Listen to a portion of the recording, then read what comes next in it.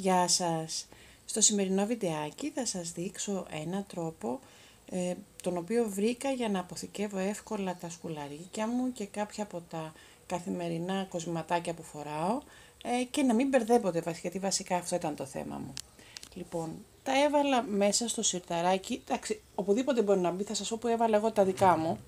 Στο σιρταράκι το πρώτο από το κομοδίνο μου, πήρα από το Τζάμπο ή από οπουδήποτε αλλού έχετε ή κάποια δοχιάκια ή τα περάκια που έχετε μόνοι σας. Ξέρετε αυτά που είναι τα 3 μαζί για 1,5-2 ευρώ πόσο τα έχει.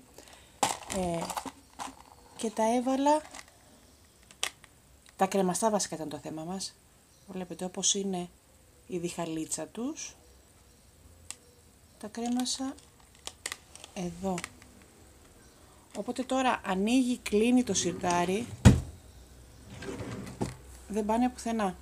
Τα βλέπω όλα γύρω γύρω και δεν μπερδεύονται ποτέ, γιατί συνήθως όπως ξέρετε πέφτανε όλα μέσα, ήταν όλα μπερδεμένα, έβγαζες ένα, ήθελε να βγάλεις ένα και βγαίνανε 100.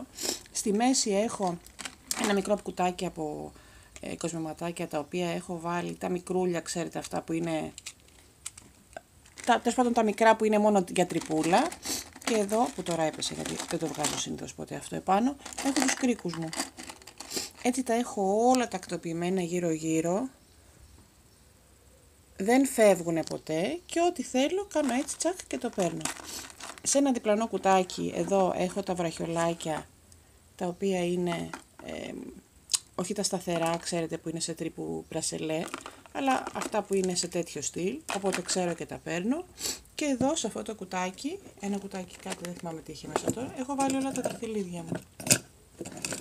Οπότε τα έχω όλα τακτοποιημένα και προς το παρόν νομίζω πως δεν μπερδεύονται και τα βρίσκω πολύ πιο εύκολα και με βολεύει πάρα πολύ.